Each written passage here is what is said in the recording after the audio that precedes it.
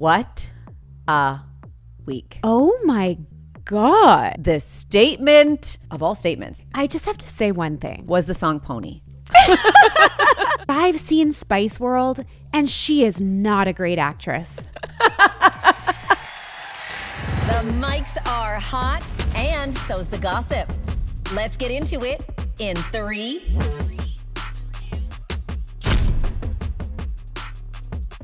Welcome to In 3. I'm Danielle Graham. And I'm Callie. What a week. Oh my God. What? The gossip gods are raining so much tea down on us this week. Torrential. Like, I haven't been this speechless in a really long time. And also, I must say, I've been cackling all morning at the Victoria Beckham memes.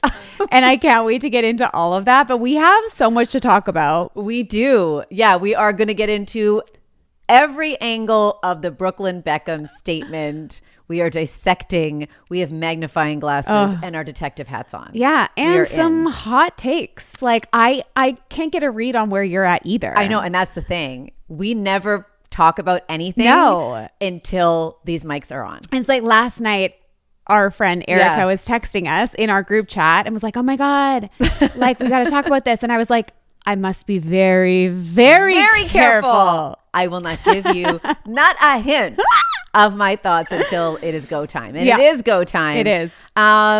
But that wasn't the only big, huge news that happened that day on Monday. Back to back. Bam. Wow.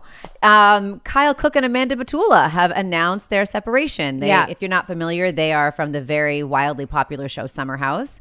And they've called it quits. They have. Yeah. And we talked about this earlier this month with Lex Nico because, Kyle and Amanda, their relationship has been aired out completely on Summer House because he was a cast member or an original cast member. And then she was kind of like, she was originally like her lower third, like her super was like booty call basically. And then it became girlfriend and then it became fiance and then it became wife, right? So we've seen the whole thing play out. And it's like at any given time, they could have been breaking up because this has been a very tumultuous relationship. Yeah. There's been infidelity. Yep. There's been, discourse about, whether they want kids and whether they're ready. She's had issues with mental health and depression, and they've had mega blow ups and there's been mega fallouts. And so I don't know if anyone's like super shocked, but I think the timing, it's always shocking when they confirm. For sure. But we've had an inkling. Yeah. And the speculation has been there for a long time of when, not if they're going to call it, when they're going to call it. Right. It's kind of how I felt when I saw it. Of course I was sad. We spent time with Kyle. He's a lovely person from our experience. He really is. So lovely. I think this is just, like you said, this is like a misalignment of lifestyle and priorities. Yeah. We saw it play out last season where Kyle had said that he wanted to have children and Amanda was like, I don't really know if I want to do that. And I think in parentheses, it was with you because of the lifestyle choices that Kyle has made. He's become a DJ, which keeps him out late at night and away from home. And there was, the story that Kyle fell asleep at an after party on a couch of someone that may or may not have been a fan and didn't get home till 6:30 in the morning. Yeah. And, is that the type of person you want to have a baby with? I don't know. I will say, like, Kyle does seem like a really good guy. I think he has a really great family. We've seen his family on the show many seasons. But ultimately, he fumbled the bag because Amanda is a dime. Yeah, she is. Like, she's probably one of the coolest people, cool. Right? Like, effortlessly chic, cool, gorgeous, fun, amazing. And so I think, like, it would never happen because Carl's such a loyal guy and he's a guy's guy and Kyle and Carl are besties. Where are you going? But like, okay, stay with me here. Carl has really evolved over the seasons. Yes. Okay. So we've seen him go from party boy era, through his, his traumatic era, and now coming out on the other side as this really evolved man who's ready to settle down. And I don't know. When we interviewed Carl last year, and we sat with him for a long time. We did. And Amanda would obviously come up every now and then. And I could just feel the warmth and love in his voice when he talked about her. And I feel like a lot of people talk about her with warmth because she's so awesome. Yeah.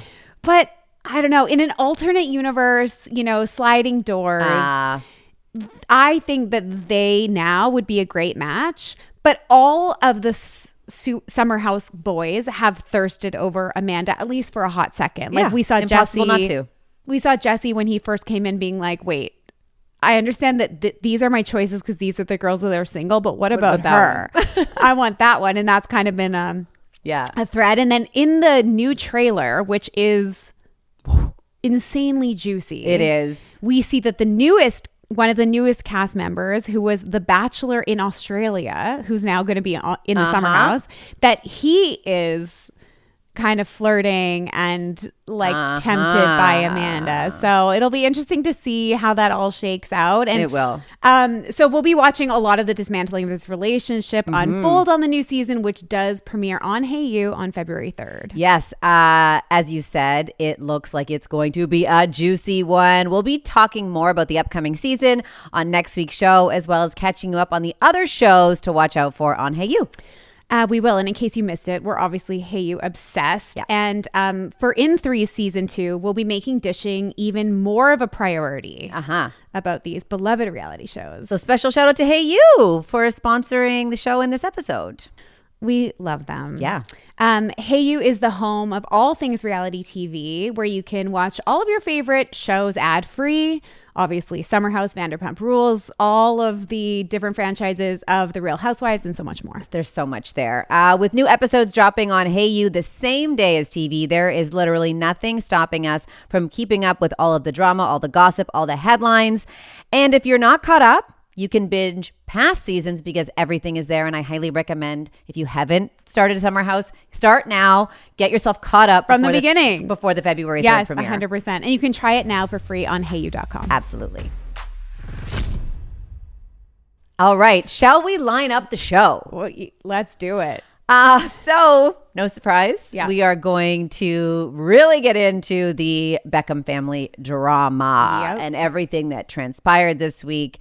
The statement of all statements. I have never in my 20 plus years of entertainment reporting seen a statement like this. I've seen memoirs. We've seen sort of interviews. I've never seen someone release a statement which was just bomb after grenade after Molotov cocktail. No, he did not mince words. It was very verbose. Very. So we're going to get into all of that. Yeah. And then dovetails really nicely into talking about Harry and Meghan. Yep. And the latest on what's happening with Harry and Meghan. What looks like the cancellation of With Love Meghan. And what Harry's been up to. He's back in court. Yes. And a few other little things happening. Totally. They've been, I mean, as always, never a dull moment with those two. Never. And then heated rivalry somehow got even hotter since we talked about it last week. It really does. Yeah. The drama is legit. Yeah. In the last several days. And it's just this is why we can't have nice things, because we just burn it to the ground. What? Guys. No, we went from, we love this show so much, love them, beloved, to death threats. Right. Literally, that's where it's gone. Everybody calm down. You're right. So we got to get into all that. We can't have nice things. You're right. What the hell? Come on, people. Calm down. So, and then of course, and this is Danielle's big moment. I'm really our little happy. Sporty Spice over here. We have to talk about Josh Allen and Hailee Steinfeld. We really do. Yeah. And I love you for bringing these two forward as a subject that we have to talk about because they're so wonderful. And, the Bills were robbed over the weekend. I'm not going to get into all of the specifics. Were they? Yeah, they were. And is that what it was? And football is rigged, and I'm not happy about it. Oh, no. And go Bills. But we have to talk about them because they are. What a little cutie pie. And so obsessed with his wife. So obsessed. It's why, it's amazing. I literally yelled at James last night. For not being Josh Allen? Yeah. That is so fair. Hello? Yeah. Do you love me like he loves Hailee? Answer me. Do you cry when you mention me and Right? you bring up my work and my accomplishments? How have I changed your life? Exactly. Okay? May this type of love find all of us. Exactly. I got to call Randall after we're done because I'm mad. Yeah. Okay. Let's go. Beckham family drama. Okay. 6 slides Yeah. Of an Instagram story. of Instagram stories. Yeah.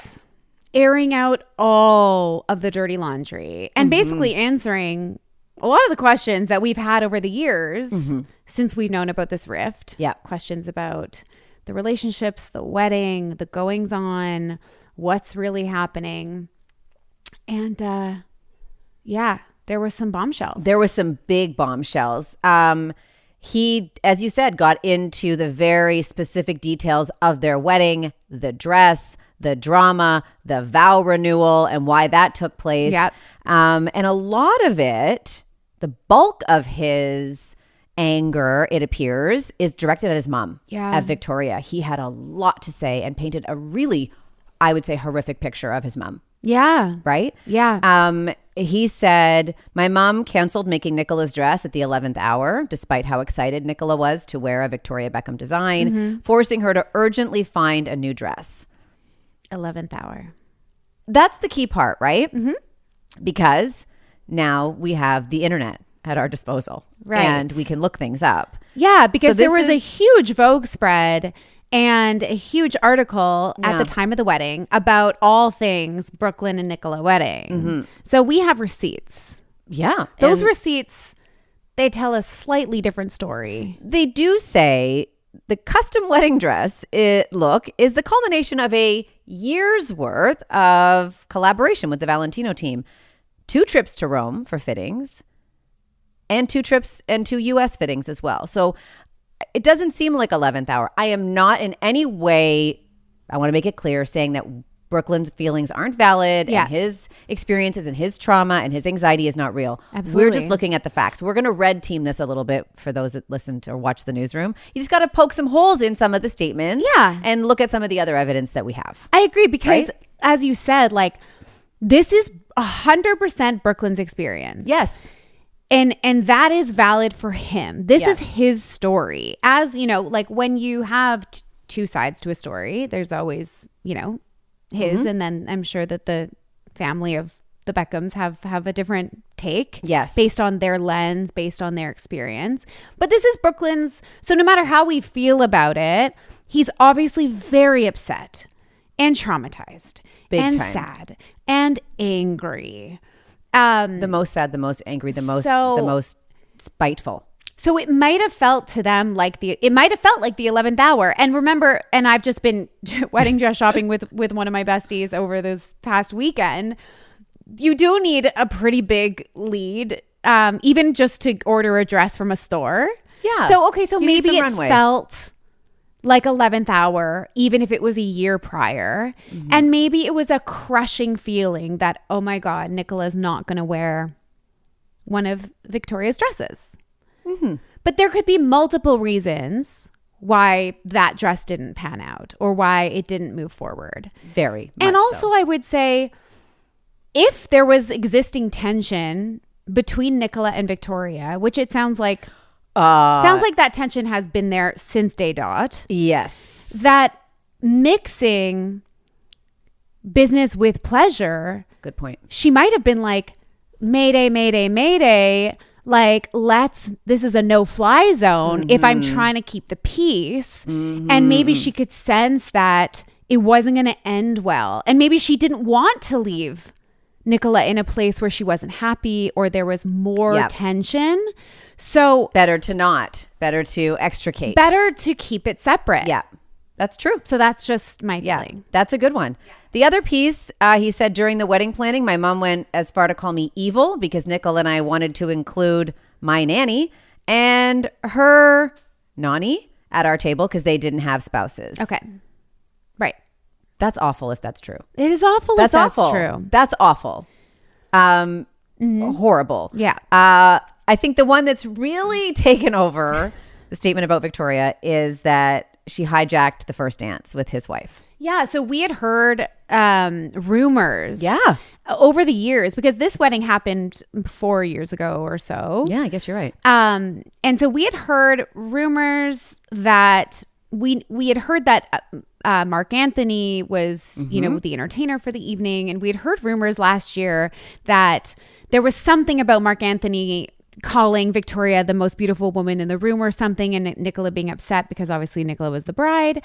And now from Brooklyn's perspective, he's shedding more light on the fact that in the itinerary for the wedding, it was meant to be the first dance between husband and wife. That he had worked on for a long time. They put choreographed. a lot of love into that. Yeah.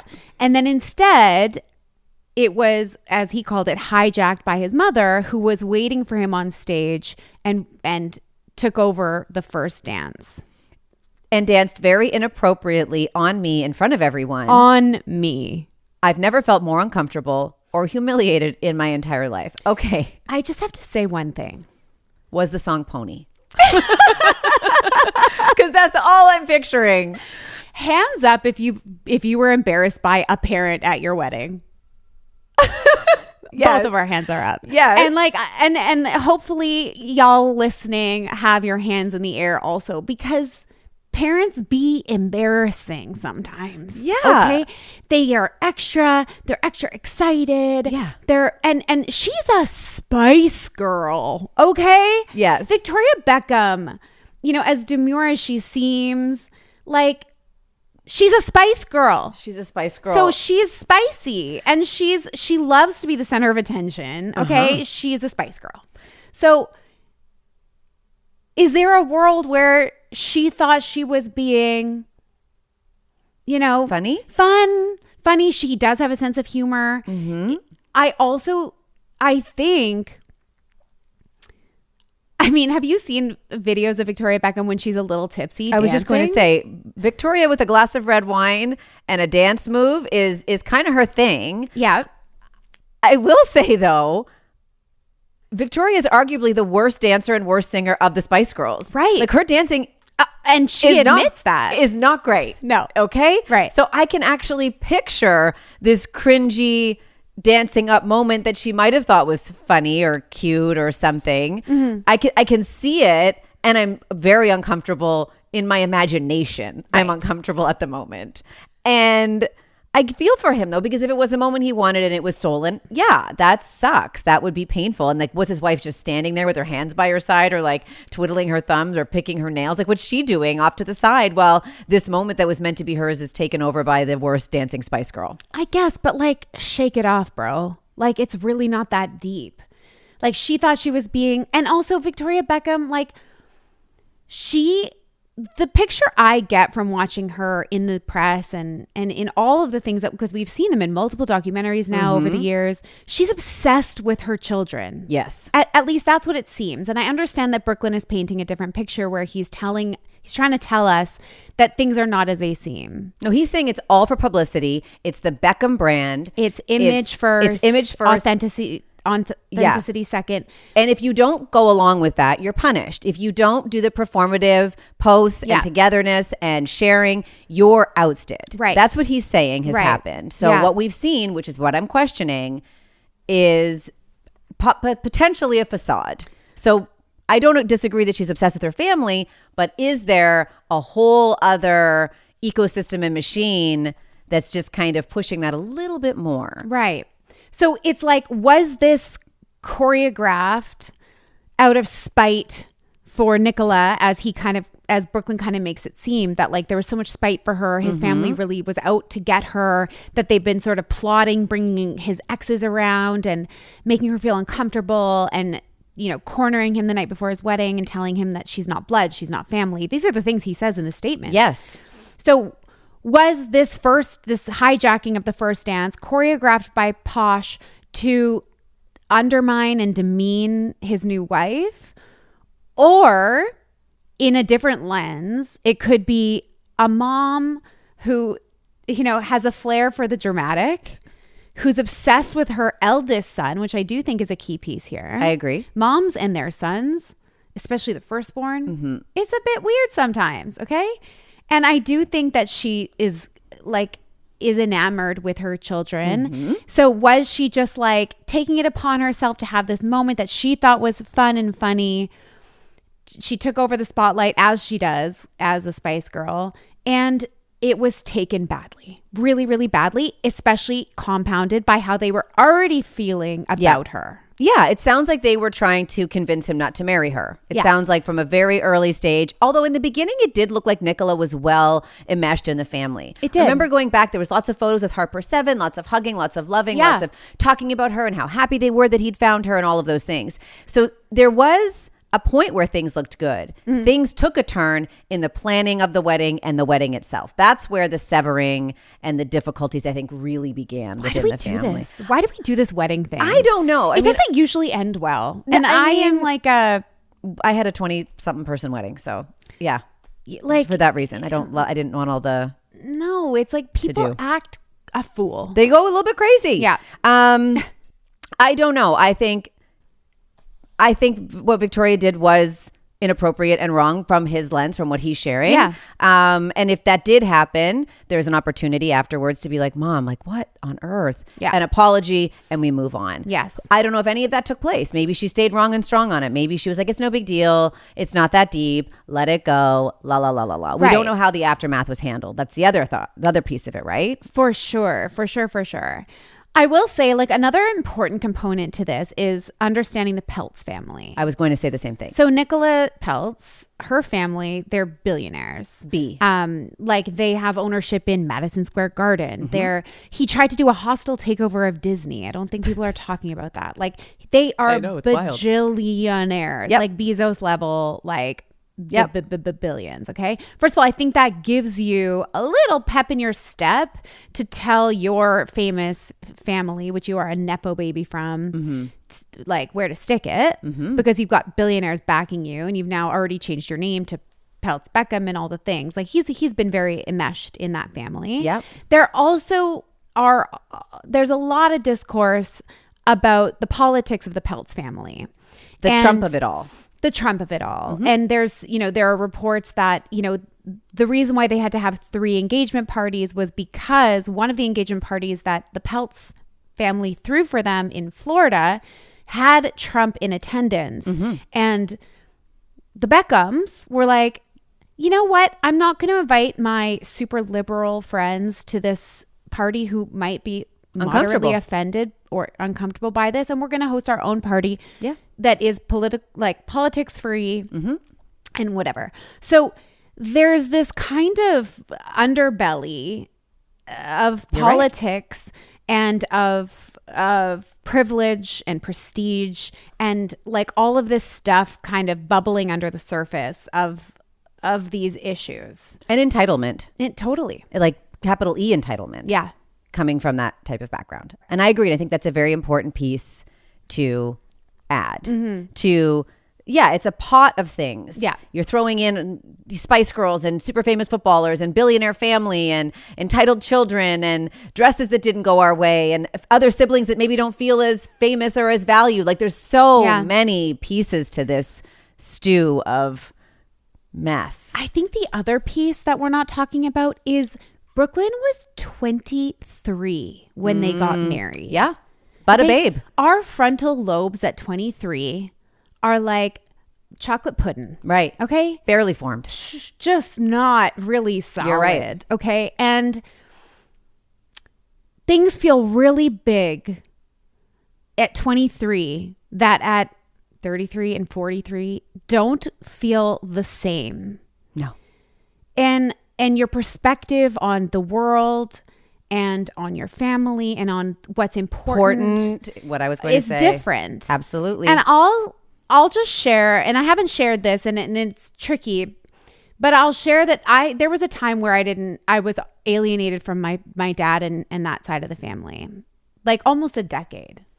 And I was younger than this, but I think, as a young person, and I put him in this category at 23 because at 23 I didn't know what was what, although I knew enough to repair that relationship with my father, because I was starting to recognize that like nothing, save for a few things, is more important than having these people in your life. And I just think that life is really long, but at 23, you just don't have that perspective. No. And alienating yourself from your parents, from your siblings, and from that side of the family, that's a very, very big thing to do. It's a very lonely place. And I'm really sad for him because I know he feels really, really right. And I did also, of course. And felt very, very wronged. He felt very wronged and he feels very right. And that righteousness, that feeling of being right and proving a point and going the distance feels so important. And I think that, like, if I were in his circle, I would tell him that, like, being right isn't always the most important thing. I know. Like, being loved, being supported, being surrounded by the people that love you most, even if they did something bad. Right. Even if they did something you don't agree with and that you'll never agree with. Maybe right. you'll always look back and think that was a shitty thing she did on my wedding. But I still think that the reparation of those relationships is so monumental. I agree. And, like, I'm so grateful to now have had so much time in a repaired relationship, but, like, the time we lost, I'll never get back. Right.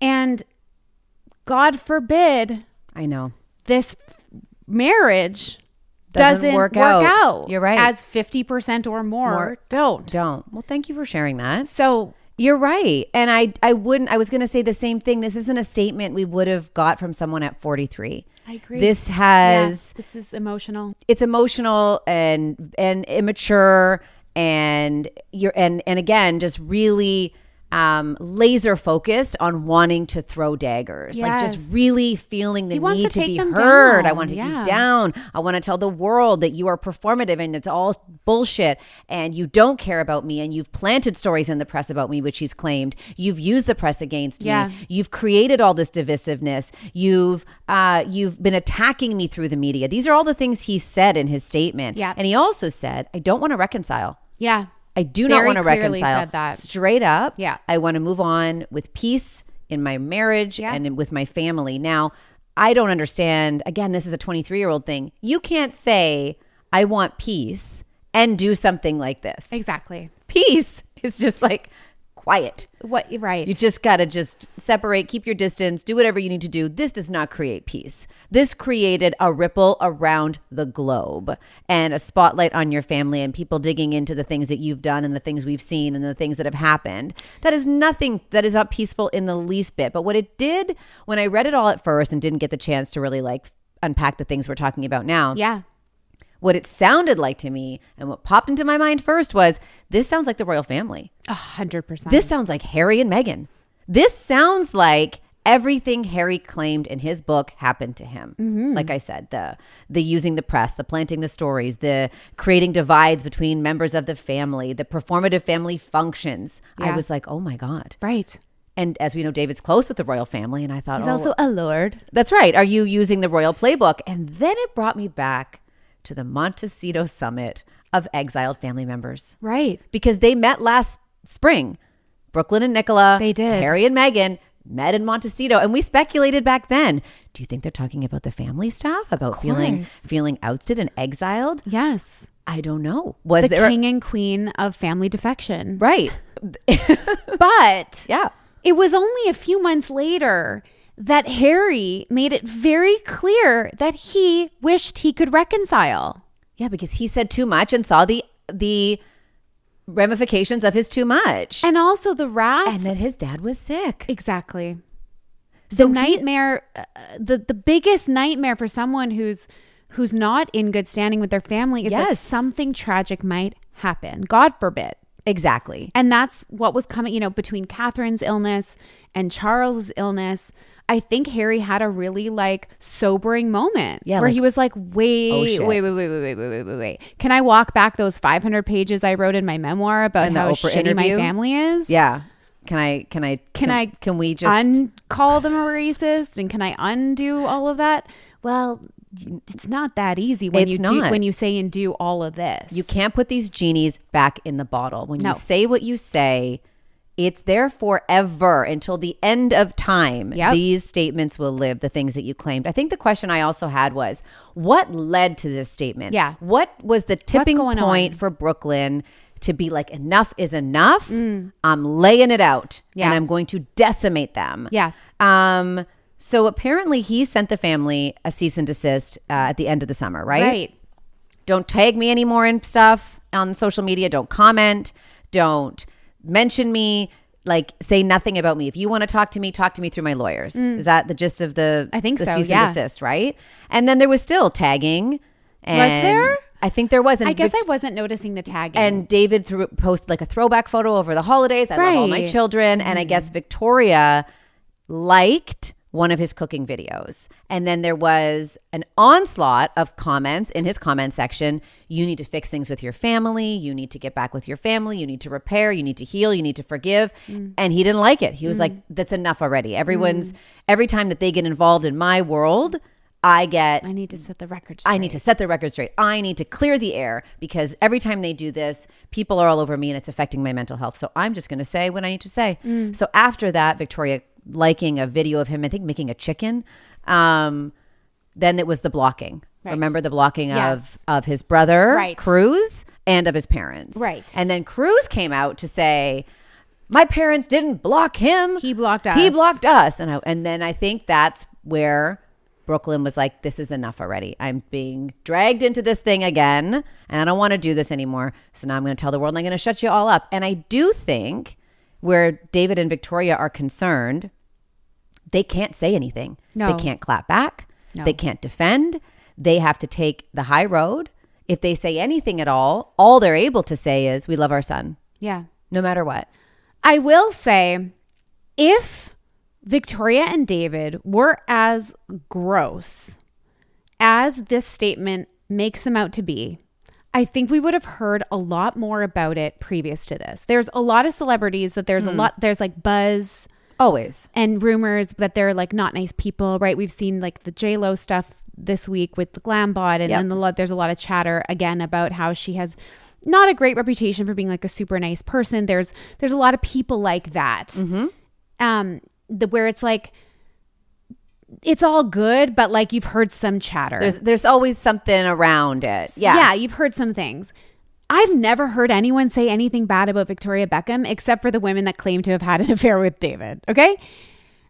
No, you're not wrong. No one says bad things about her. If anything, I've heard the loveliest things about her. And not for nothing, but I've seen Spice World and she is not a great actress. Okay? So she couldn't even pull it off if she tried, is what you're saying. I'm just saying, it's a footballer and a Spice Girl. Like, they're not great actors. You think they've had us fooled for... They've been in the spotlight for like 30 years. Well, and they're these menaces who are like abusing their children and like and power hungry and trying to control their kids. Hands up if you were controlled by your parents in your teens. Like, isn't that what it is to be a parent? Kinda. Aren't you controlling your kids just a little? just trying to herd them in Just the right trying to, like- direction. Yes, always. So always. one person's control is another person's hurting to I'm make sure they hurting. don't, like fall off the edge. Like, just try to get you to launch properly. So I'm just saying, I've seen Spice Girl. I don't know that Victoria could pull this off for 30 years and have nobody talking about how she's a horrible person. I'm glad you said that, because as I was reading this, and again, you're right, he painted the worst picture of this family, Yeah. the manipulation and the priorities around the brand. And if you don't follow along, you're out of here. I felt duped for a minute and I was like, oh no, it's like me with those deep fakes that I fall for. Well- you know, I was like, oh my God, did I fall for this again? Am I the most gullible? But I've always believed, and we've talked about it a lot on this show, especially over the last year with the Beckham family, you know, and the stories that have been going around, that Yeah. they were, and they seemed and appeared to be a very close-knit, Yeah. very loving family with a focus on family and a priority of togetherness Yeah. and love and respect for one another. That's what was presented to us. And I thought, this just shattered my image of them. I know. I mean, it's his truth. It's his truth. Absolutely. It is. But it's a good point to say that would be a big charade to keep up for a very long time. Yeah. With no other real stories. And behind the scenes, you're this conniving, angry, manipulative person. Yeah. I don't know. Mostly his mom. He threw a couple bits at his dad, but mostly his mom. I really hope it's not true. Do you think it's going to hurt the Beckham image? I don't know what the next move is for them. I do think, again, they're not going to say anything other than our door is always open and we'll always love you if anything at all is said. They're going to have to go quiet for a minute. I think so. I think they're not going to engage with any more content. Oh, they've been blocked, so I guess they can't. But I don't think we've heard the last of him. That's the thing. Because now he's feeling emboldened. The world has taken this story. He's in the headlines. People are questioning them. They're making fun of them all over the internet. And if people start to poke holes and ask questions and look for those receipts like the Vogue magazine, is he going to share more? Is he going to share more? Text messages, screenshots, who knows? I also think good point. Right? Because he's feeling like big and bad. And if people are questioning him, as we have a little bit here, is he going to follow up with, you think this is just my side? Watch this. Here's a receipt, a text message from a mom, a family group chat. We don't know, because you're right. Somebody who feels so wronged, if people question how wrong you are, it's like, well, or wronged you've been, you decide. Here it is for you. I think it's not impossible that he could start releasing something. Yeah. I also think it's very possible he and Nicola drop the Beckham from their last name and they just go pelts. Well, you know what? Drop the Beckham, because it's the same as drop the Duchess. Like, babe, it's no longer yours. You want to get out so bad? There's the door. You don't want to reconcile. You've said these are categorically some of the worst people on earth. Have treated you so terribly. He feels at peace. He has no more anxiety now that he doesn't talk to his parents. Since he's closed the door to his family, the anxiety is gone. He lives in peace and he lives in the light. So I think he's done with the Beckham. I think we're going to lose the last name, and I think we'll see it probably on social media first, as that's where all these kids love to drop everything.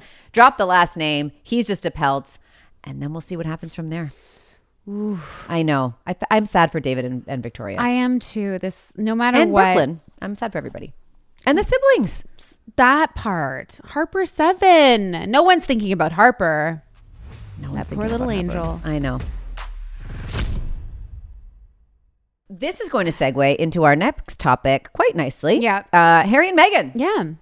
They are, as always, giving us lots to talk about. So with Love, Meghan will not have a season 3, which means it's effectively been canceled, right? Right. Well, yeah. I mean, not a huge shock. No. And let's remember that they didn't actually shoot a second season. It was like first season cut in half and aired separately. But the second season, I think we all watched a little bit of the first season because we were, curious. And there was a little bit of like an element of like, Hate watching. Yeah. Trying to be nice.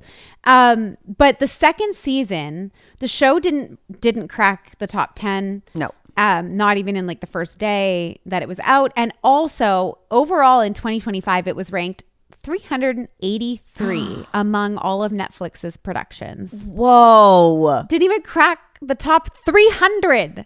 Whoa. So no surprise then that they cut their losses on that. As we know, they had already sort of like downgraded their contract from having this $80 million deal to having a first look deal, which means all they have is the first right of refusal, which for Netflix is very smart. So if Meghan and Harry happen to have a new idea, they have to go to Netflix first, and Netflix can say, actually, yeah, we'd love to do that, or no, thank you. We're good, thanks. Yeah.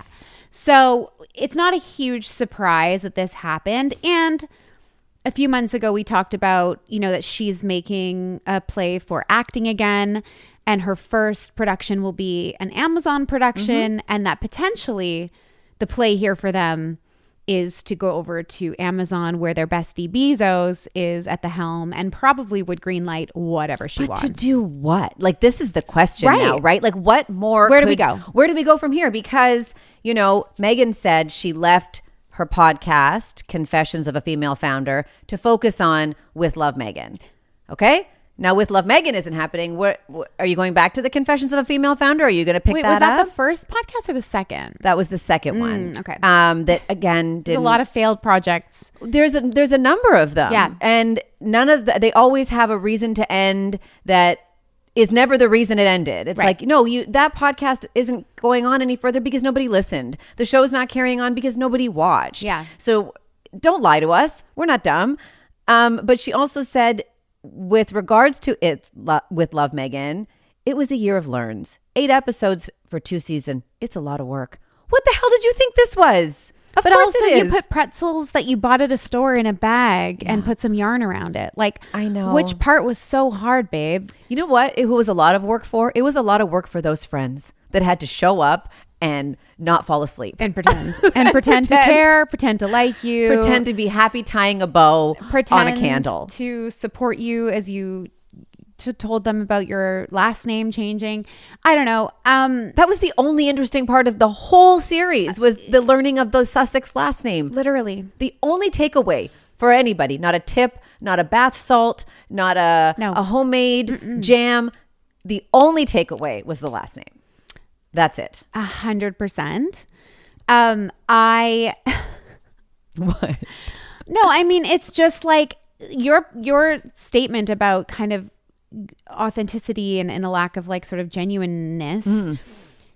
I wonder how she's going to spin this. Like, is she going to say, oh, no, you misunderstood. I wasn't leaving the podcast to do the show. I was actually like, I walked away from the show. Like, I just feel like she's never really honest with us about what's going on, right? Never. It's like there's always a spin, there's always a story, there's always a reason, and it's never about her, and she never takes accountability. No. And they never own these missteps. No. So I'm sure there will be some kind of reveal, statement, whatever. In the weeks leading up to us discovering now that the show has been canceled, she's been very busy on social media, kind of distracting us with the the romance and the loveliness of her family and how sweet and innocent and amazing everything is. The dancing in the grass? The dancing in the grass would be one of them. She did post, she hopped on the 2016 versus 2026 trend, posting a carousel of 2 slides. The first one, as you said, was Meghan and Harry dancing in the field. It was obviously a choreographed dance. Like, they had pre-planned that. They had obviously rehearsed somebody it. framed it. Someone had a tripod up. Like, let's But she claims it was zoom Lily, out. She claims it was Lilybet Holding a camera that's holding steady. a camera. Locked off shot. She said, "Shot by my daughter." No. Have you seen how kids hold a phone? Are you kidding? My kids on FaceTime are this close to the phone with my parents. They don't But have. this is my whole thing. No, like, how this old is is such- Lilybet? Like 3? Like 4 maybe? Yeah, like it's just what they do. She's piling sweetness on top of the bad press of Meghan with Love being canceled. She's adding a floral sprinkle. She's exactly on everything. and have you ever used those, by the way? I haven't found the right occasion. See? Exactly. It is interesting. There is no though. right occasion. I guess not. It will be interesting though, because Netflix is invested in the As Ever brand as well, as she Right. made very clear. So do they untangle themselves from that is also the question. Do mean, they if say, they're smart, they are. we got to get out of They do. all of the business of you guys? I'm really glad you brought up the statements that she makes and the ways in which she explains things away, because it's bad PR across the board. Like, it's just bad. It's just bad statements, bad spokespeople, bad all of it. And not surprising, because they've lost their chief communications officer once again. For the 11th time. In how many years? 5. Whoa. For the 11th time My in God. 5 years, their head of communications, which is the person behind a lot of the statements that they make and the ways in which they present themselves, Right. whether or not they're the communications person, it's their choice and directive, or whether they're being given the messages from Harry and Meghan, which could very well be the case. We're not going to 100%. blame this on the communications person. No. They could be told to do what they do. 11th in 5 years. And for all my mathletes out there, that's 1 every 6 months. Right. A new person representing your brand over and over and over again. Not only did they lose that person, they also lost another person who was the head of the Archwell organization, both within a couple of days of each Right. other over the holidays. Yes. Both resigned. Both said, not for us, thanks. Right.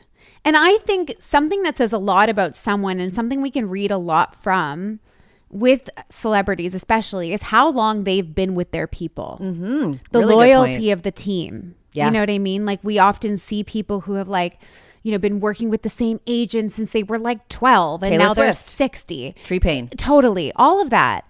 And I think that says a lot about, you know, a lot about someone. Sure, it does. Just as we talked about like Ben and Matt from last week, like the friendships and the relationships and the loyalty and the lastingness of those relationships. So, you know, I do think it says something, maybe not everything, but something about them that they cannot hold down a team. The turnover of staff is astounding. Yeah. It is a lot of people departing after a very short period of time. Yeah. And like, look at it from a perspective of a person who took a job. Okay. So working for Harry and Meghan probably looks good on a resume, right? Right. You take that job because it looks good on your resume. You also know that quitting a job 6 months in does not look good on your resume to your next employer. Yeah. They're going to have questions. And you have to explain that. You have to say to yourself, I can't do this. So I'm going to take this hit and I'm going to have a 6-month job on my resume as I'm looking for my next one. Right. It has to be that bad for you to make that choice. That's what I think. 1,000%. You're right. And it's like when I was running Bolo, like there was turnover with the front desk staff because they were like 12. Right. And they, you know, they were like hopping around, changing their minds, changing their schedules, all the things. Not feeling overly committed. Exactly. Because it was like, you know, it's basically a minimum wage job. Sure. This is a salaried, prestigious position. This is not a position that should have much turnover whatsoever. No. It does sound like they're changing back to the original agency. So they left the agency world to bring people in-house, which is now what we've seen with 11 people in-house defecting, right? But before that, Meghan was with a PR agency called Sunshine, Sachs, Morgan, and Lilas, or something to that effect. They represent Leo DiCaprio. They represent J-Lo. They were the ones who shielded Justin Timberlake from the Super Bowl drama. They also protected Ben Affleck after the Jennifer Garner divorce and the rehab. They're a disaster PR firm in one part of their work. Yes, exactly. And they were Meghan's agency when she went from actress to Duchess. And they were also the agency that helped them go from Royals to Montecito, you know, whatever, production people, whatever they're doing. I don't even know what to call them. I don't even know what to call their career at this point. And then they decided to have an in-house team, which Harry would have been very familiar with because obviously, you know, Buckingham Palace has their own Everyone's team. got your own chief of staff. Exactly. Yeah. So it sounds like they're going back to that. So they're kind of changing their strategy, and it will be interesting to see if anything changes from that or if they can maintain that relationship. I don't have a lot of hope there. No, not at all. No, because it just sounds like it's a nightmare for people to kind of like to help them keep things clean. Yeah. Yeah. Well, Harry is in London. He's going to testify today, I believe. He's going against the Daily Mail again. A group of other celebrities are also involved in this. So it's got Elton John, Elizabeth Hurley. They accuse the newspaper and the publisher, of illegally spying on them for years. Right. So Harry this is not a new cause for him to take up.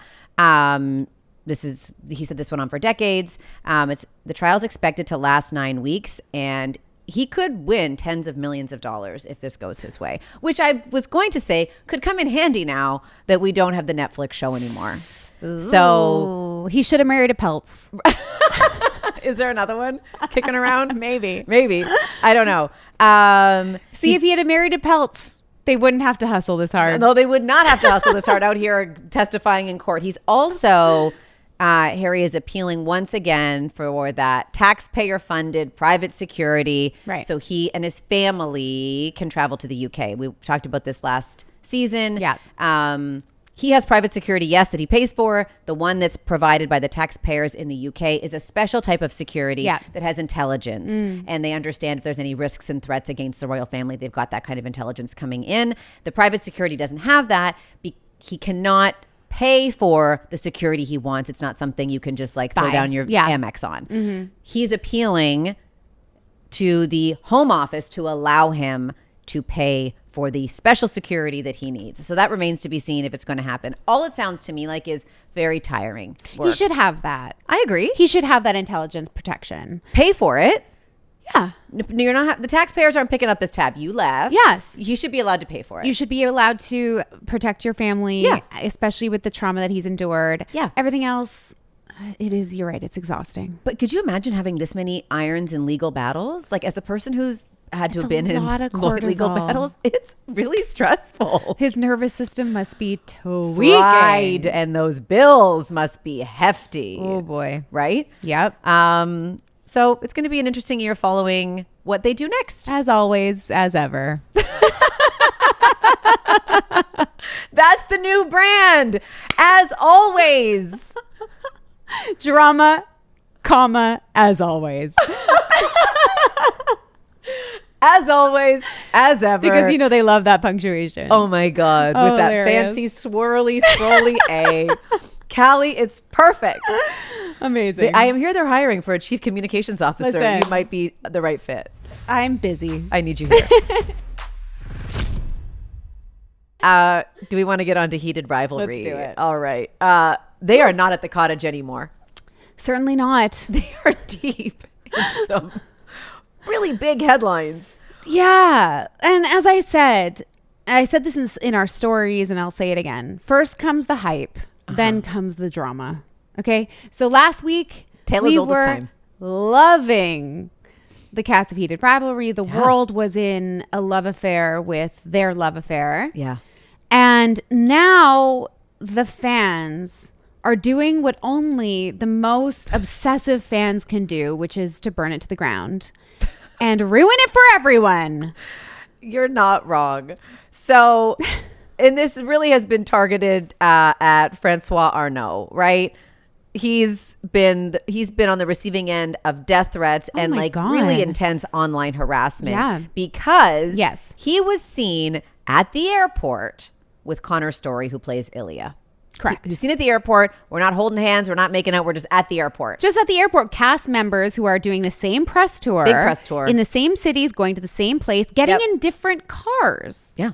But first of all, even if they were getting in the same car, even if they were making out, right, the fans are mad because in their world of obsessive fan fiction, Connor's Story can't be with anyone other than his love interest in the show, which is Hudson Williams.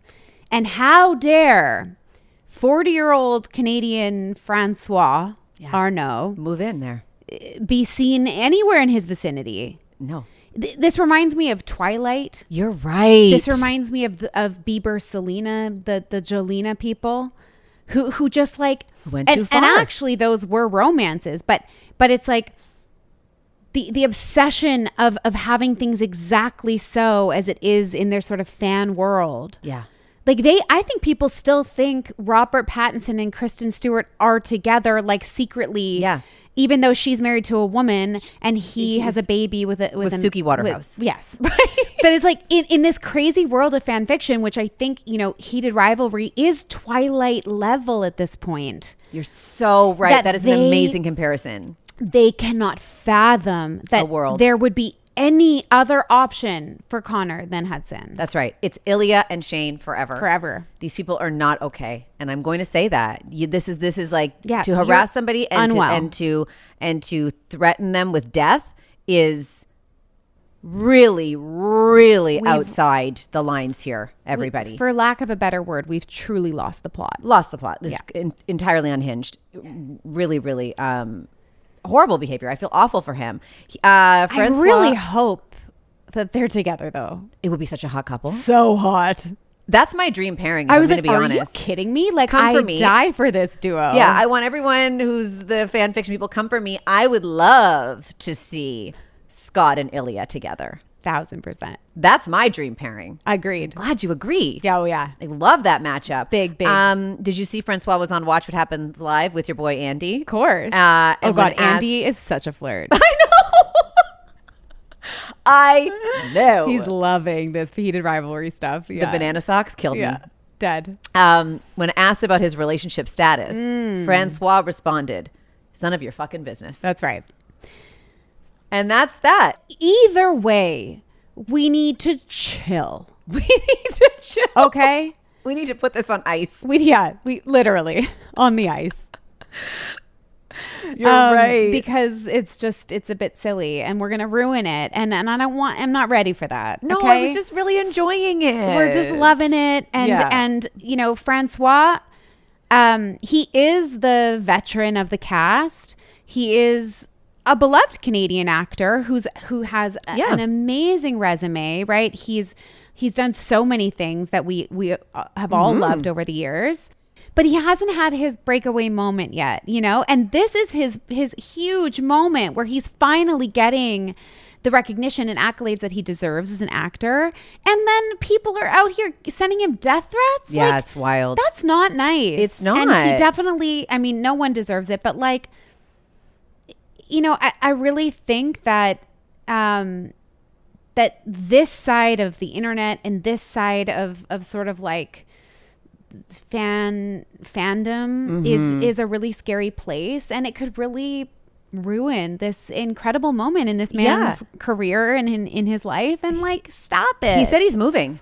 He lives on a main road.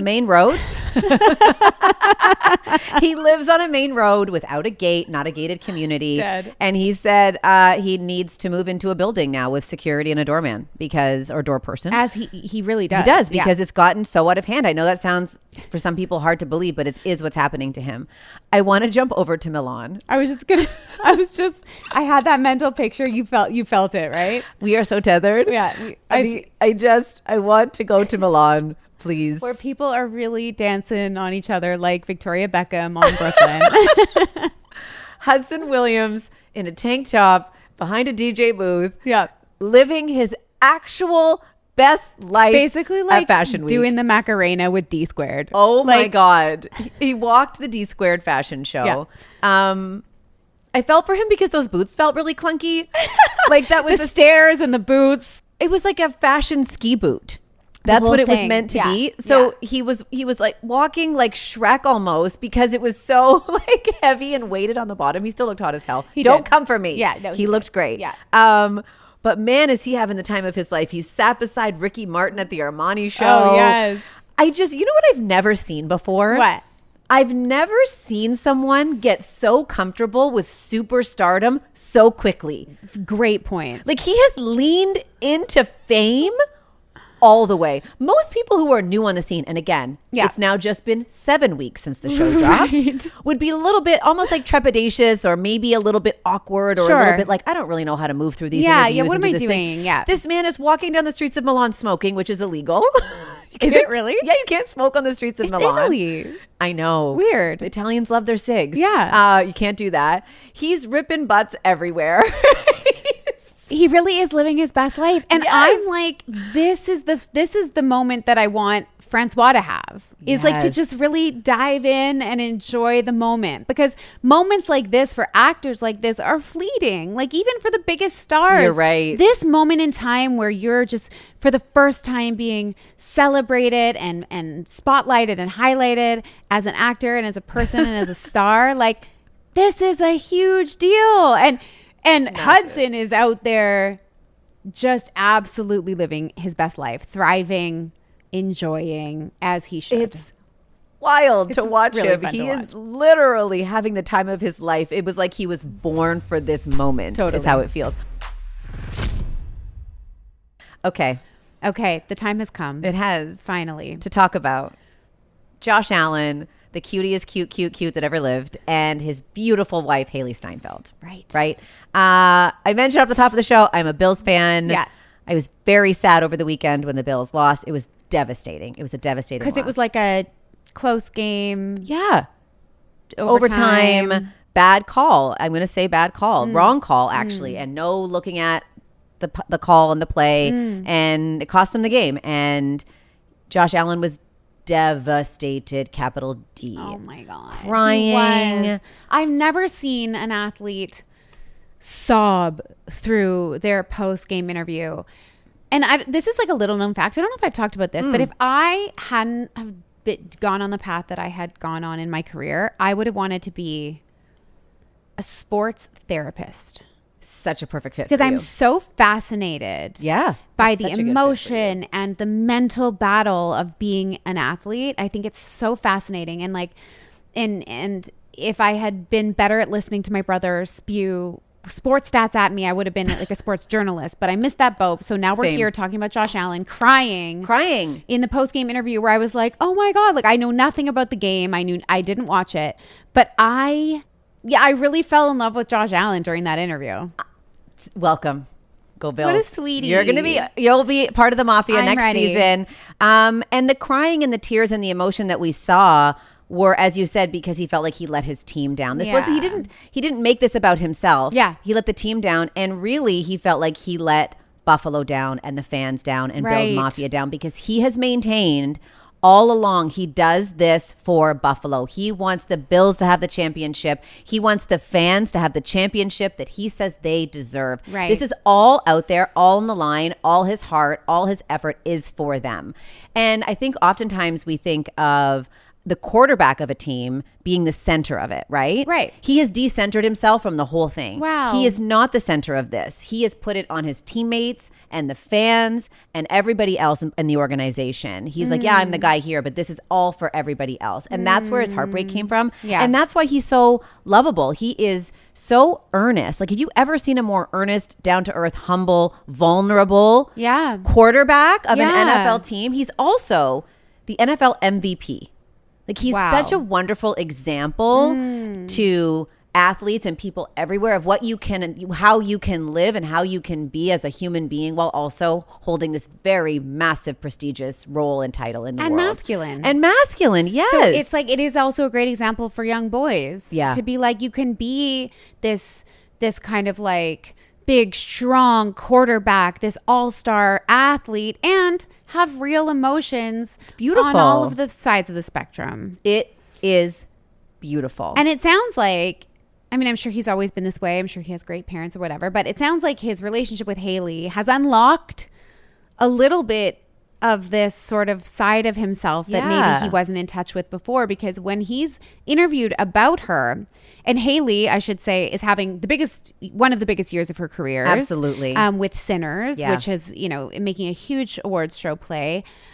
She was also nominated for an Oscar when she was 14. Casual. True Grit. So, she's had a couple quiet years, but let's not forget, she is a superstar to the max. Big time. But when he's interviewed about her, he really talks about this sort of, again, this side of him that has been unlocked and really embraced by her. He says that basically, like, what she's taught him is that he's more than just a quarterback, and he's more than just a football player, and that his whole life has been really primed for this moment in his career, but that she's really shown him that there's also more to life. And more to him. Isn't that amazing? It's a beautiful thing. And anytime he speaks about her, and he was talking about the first time he saw Sinners and saw her in that role, him talking about seeing it, he started to well up and get emotional. Wow. Because he's so proud of her and how incredible she is and how hard she works. He is so obsessed with his wife, and now they're having a baby. Yes. Which is like, could you imagine that level of, I always think about that DNA. So what you get, like, ultra talented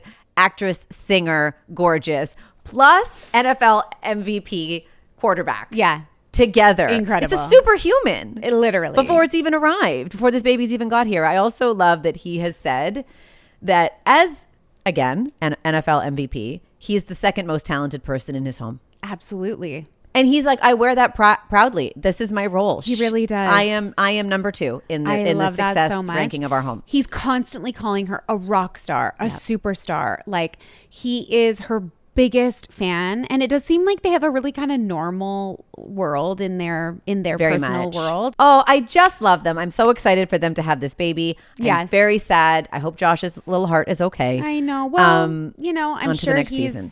He's having a moment, but I'm sure, having Hailee Steinfeld in your bed at the end of the day doesn't hurt. That's true. He'll be okay. And there will be another season for him. And Hailee, I got to say, I met her when I was working in television. That face card is ridiculous. She's so beautiful. I don't know that I've ever seen a more beautiful person in real person. life. Yeah. And pregnant now, she looks unbelievable. Radiant. I'm mad at Randall again. Yeah.